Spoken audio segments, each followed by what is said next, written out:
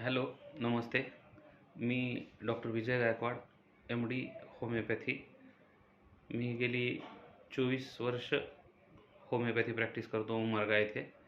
उमरगा धाराशिव डिस्ट्रिक्टमध्ये आहे. उमरगा तालुका आहे, महाराष्ट्रात येतं.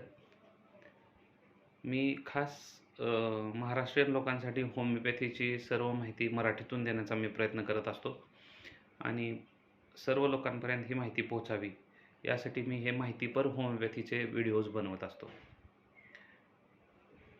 माझ्याकडं अनेक प्रकारचे रुग्ण येतात. सहसा जुनाट आजाराचे रुग्ण जास्त करून येतात. पण मला असं आवर्जून सांगा वाटतं की लहानसहान आजारामध्ये पण आपण होमिओपॅथी घेऊ शकता आणि कमी खर्चामध्ये आपण बरे होऊ शकता. लहानसहान आजार हा कोणताच लहानसहान आजार नसतो. ज्या आजारामध्ये आपण लवकर नीट होतो, ॲक्यूट डिसीजेस ज्याला म्हणतात, त्या डिसीजेसमध्ये मी ही माहिती सांगतो आहे की ॲक्यूट डिसीजेसमध्ये आपण लहानसहान उपचारांनी, छोट्याशा 8 दिवसाच्या, 15 दिवसाच्या उपचारांनी, महिन्याच्या उपचारांनीच आपण होमिओपॅथीमध्ये इतर औषधोपचारामध्ये जसं लवकर नीट होतो असं वाटते, तसंच इथंही तुम्ही तितक्याच दिवसामध्ये नीट होऊ शकता. त्यामध्ये मुख्यतः कुठले आजार, तर आजाराची नावच घ्यायची झालं तर जखमा होणे, लागणे, ठेस लागणे, भाजणे, पोळणे किंवा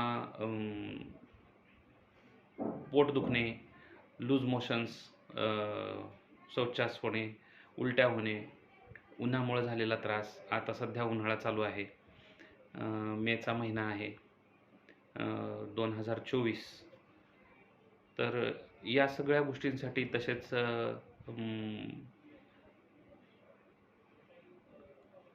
दात दुखत आहे, दातामध्ये झणझणाट आहे, कान दुखतोय, डोळे लाल झालेले आहेत किंवा डोळ्यांमध्ये डोळे येणे,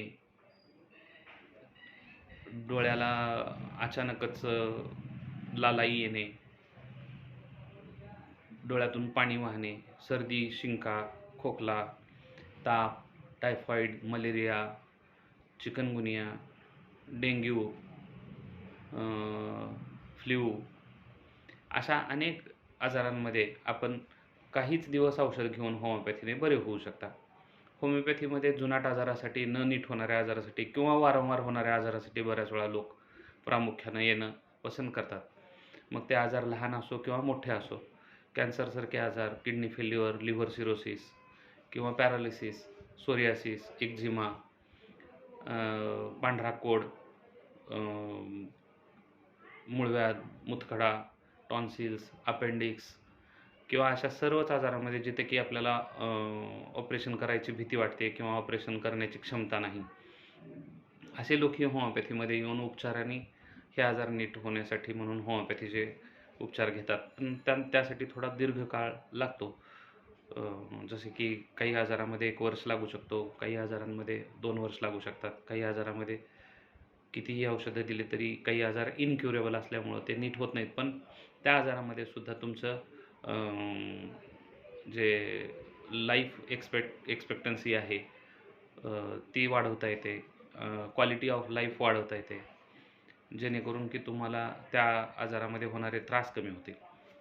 धन्यवाद.